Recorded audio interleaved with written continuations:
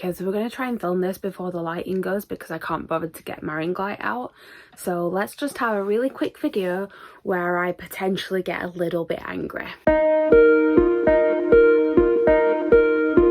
Hey everyone, my name is Chloe, welcome back to my channel. Thank you for being here today. Today's video is going to be me reacting to 1-star reviews of some of my favourite books.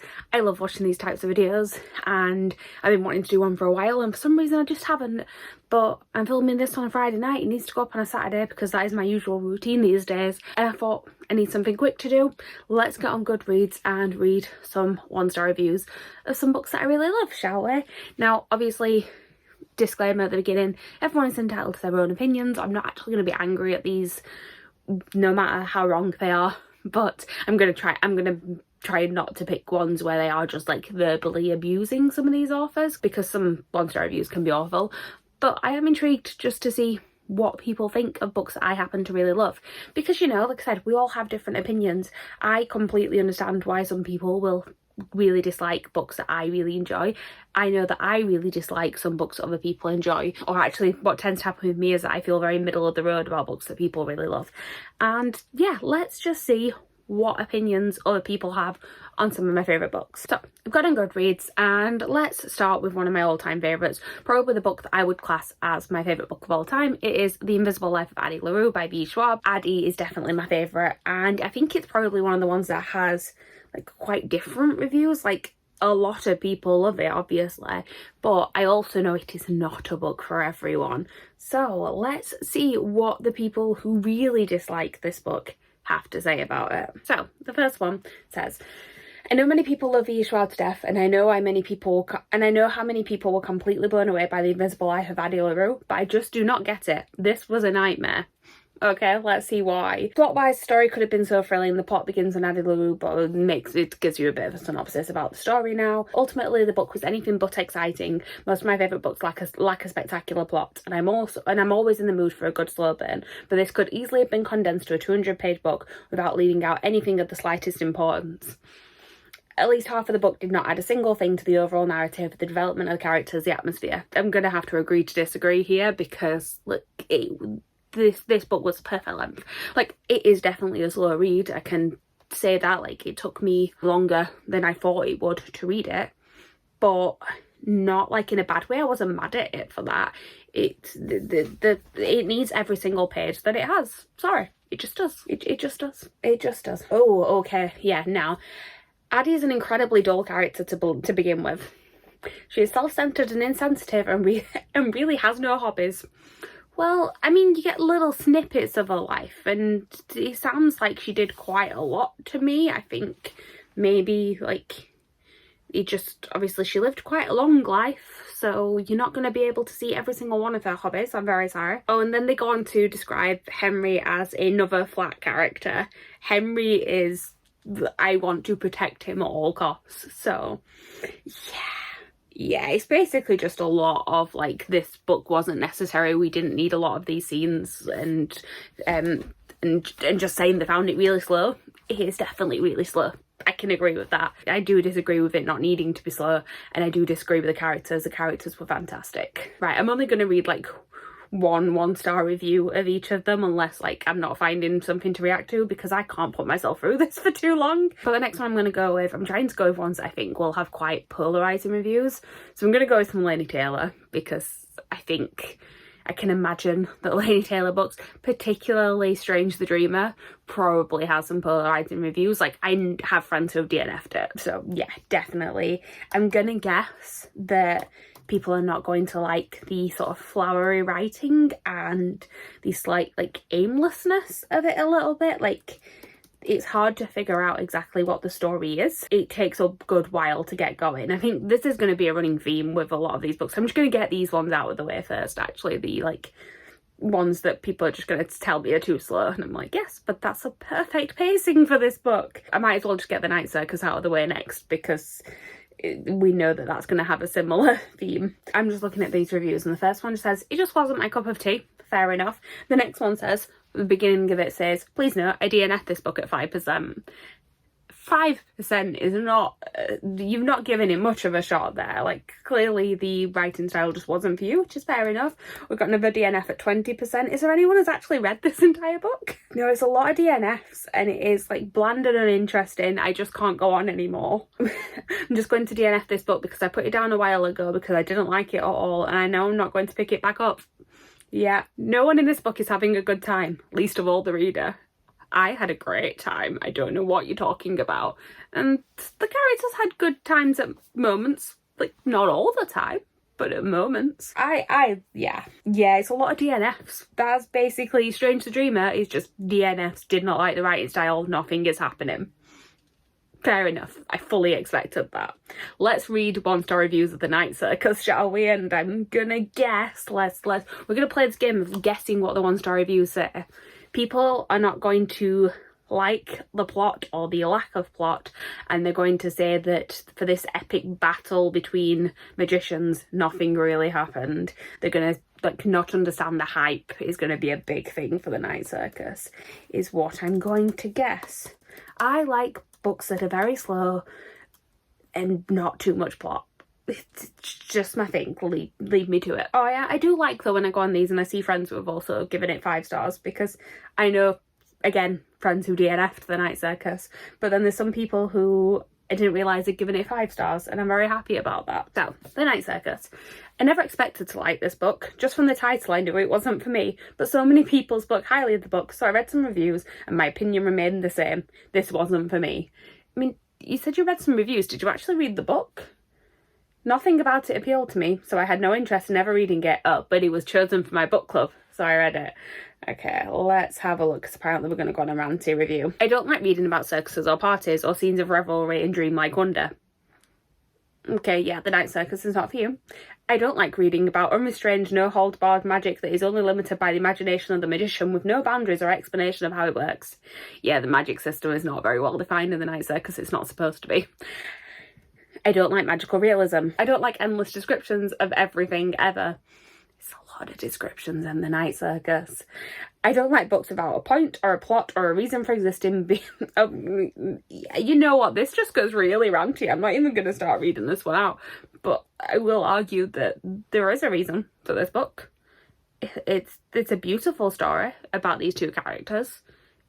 There's not like a big epic plot, but I won't say it's like aimless. There is something it's building towards. Yeah, it's a lot of things about endless descriptions. It's very, very descriptive. It's very flowery writing. It's one of the main things that I love about it is the writing style. I love flowery writing, hence why I've just gone from Laini Taylor to the Night Circus. Okay, again, we've got quite a few DNS. Did not finish. I tried. Too much pretty writing, too little actual plot. Yeah, I do get some of these ones, like this person saying I had absolutely no idea what was actually happening in this book. I was constantly confused and I still don't know what the game was about. I don't think you need to. I don't think that's really the point. I think that's the problem with a lot of it, is that it is marketed in a way of saying that it's this competition between these two magicians and you think it's going to be this big epic battle between them, and that's really not what it is. It's just a like small game of one-upmanship, but just for using like illusions and things, and it's just very like the magic they use is just really beautiful and the writing is really beautiful. It's a beautiful book, that's all I can say. And I know that Lisa's probably going to watch this video and leave a comment down below telling me how much she hates the Night Circus, and you know what, I don't care. I don't need to hear your one-star review, but apparently I'm putting myself through one-star reviews. I said I wasn't going to get angry, but you can see it happening, can't you? Okay, we're going to go to some grimdark now, because that's the other type of fantasy I like. I'm going to read one-star reviews on the Poppy War, which I think will be interesting because I love the Poppy War. Like, I binge read this entire series and it was the first like proper grimdark book that I read, really, and I really enjoyed, well, enjoyed probably isn't the right word, but I really appreciated it, and it was very captivating.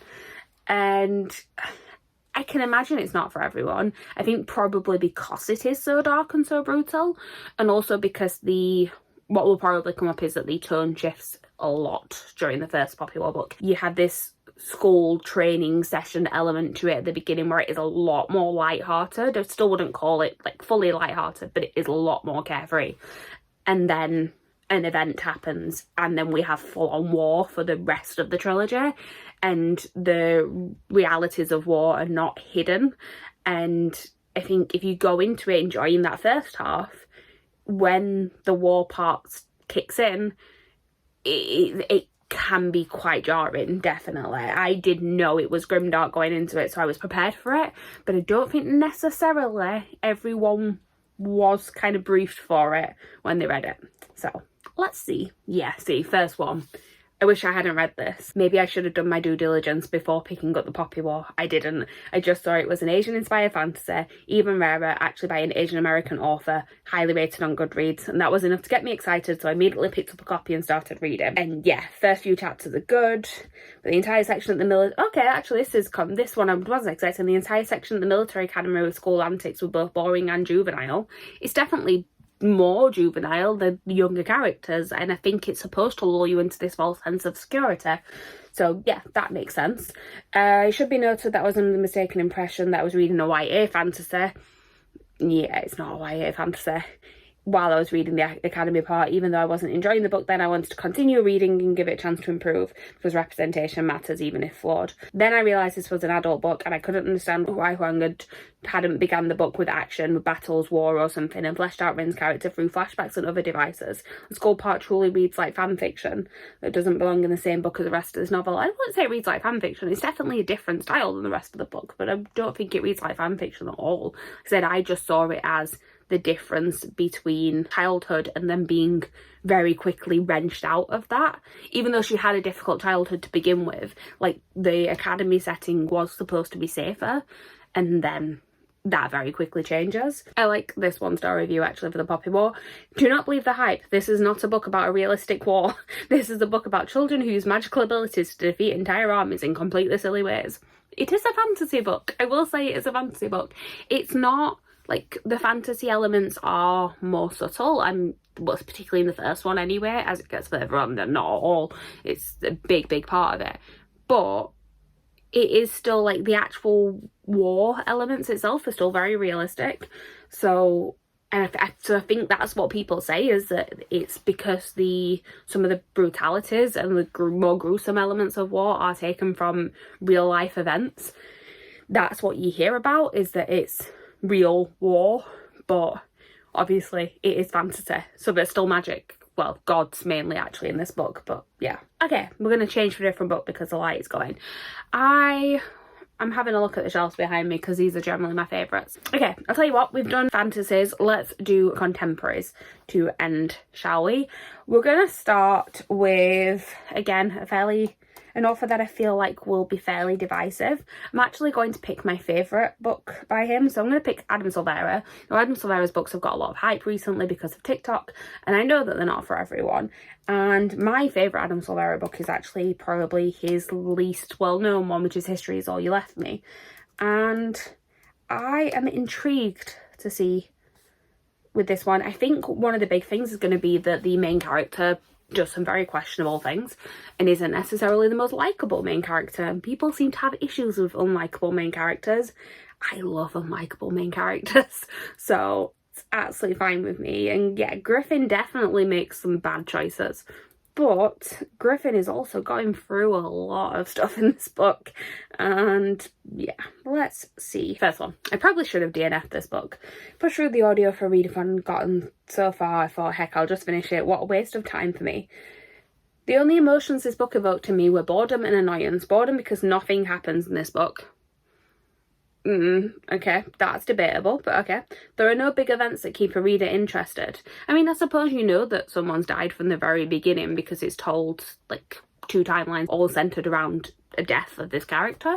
So I suppose you're not really building up to, like, finding out what happens because you kind of already know what happens. But also there's, like, big things that get revealed throughout it about, like, how they got from one point to another that definitely kept me hooked. Like, I read it really quickly because I wanted to know what happened, but okay. So it's just in past and present, even in the moments nothing but everyday life is happening. But it's just about grief. Like, everyday life carries on after death. That's kind of the point, I would say. I'm not too sure they showed a grieving process in a healthy way either. No, it didn't. It definitely did not. Like, Griffin's grieving process is not healthy. Nobody said it was.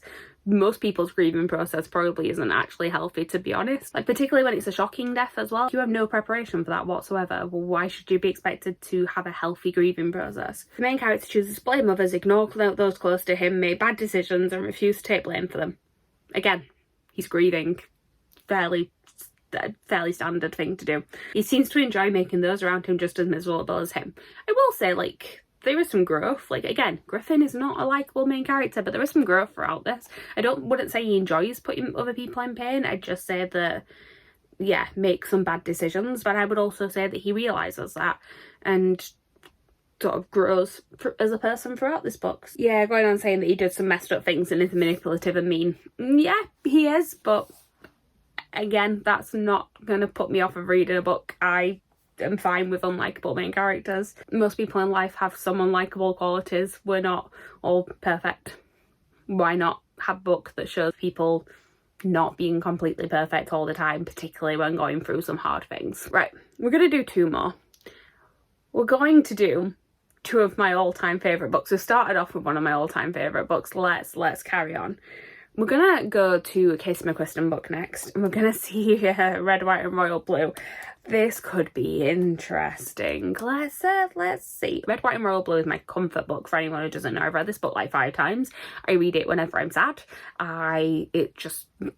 It's like a warm hug to me. I love this book so much. I am fully aware that it is not a perfect book. I gave it 5 stars. There are things that I would change about it, most definitely, but for the pure feels of it, for me, it's a 5-star book.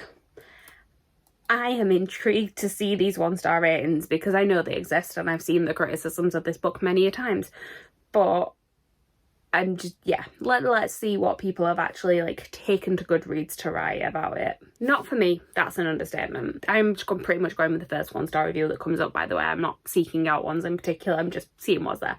I get that a lot of people love this and I can see why. Okay, that's a good start. They can see what people would like about it. It has its charms and I'm sure that for a lot of people it's a fun escape. Exactly. I can respect that, but I'm clearly not the intended audience for this. It's a diatribe of smug, naive American exceptionalism against a stereotyped, sterilised, Anglo-centric image of the UK that masquerades as anti-monarchist, but ultimately worships the royal family as an institution. So this is the British person doing this review. This is what I expected, to be honest. I thought it'd be a lot of people complaining about the portrayal of the UK. I actually watched an author event with Casey McQuiston this week and they mentioned that they have had some pushback on how British culture is portrayed in this, and I get it. Like, it's not a completely accurate portrayal of Britain at all. I will say that with these sort of like anti-monarchist, like, and then love for the royal family, the only British people you really see in this book are the royal family, so it's always going to be a positive spin on that family in some respect. I don't think it is that it's like staged as an anti-monarchist view. I don't think you're supposed to go into it that much. I don't think it really has that much of a stance. It has more of a stance on the American politics side of things, definitely, but generally the main stance is about just being able to live your truth, and that's for both sides of it. And obviously it's within the context of the royal family, but I think it also just kind of works in general. I think it's set within this very like over the top setting, but I think a lot of the topics are kind of universal, and I look at more of that like smaller side of it rather than the bigger like anti-monarchy or whatever. Yeah, there's a whole load of things about the prince making jokes that wouldn't have been made, and yeah, going on about a lot of like, oh god, they're talking about the fact that they don't talk about real British things like Brexit and tragedies that were happening in the UK at the time. It's not a hard-hitting contemporary. It's supposed to be happy. They're not necessarily going to go into all of these things. Right, I can't read this review anymore because this person is just going way too serious and way too realistic with this. Don't think it's supposed to be a realistic book. Okay, for our last book, we are going to go to one of my favourite authors, who is all the talk at the minute because the TV show just came out. Let's see some 1-star reviews for Heartstopper, shall we? Honestly, again, cannot imagine what they would say because this is the most wholesome thing in the entire world and it's adorable, and why would you not love it? But, you know, each to their own. Let's have a look and see what these say.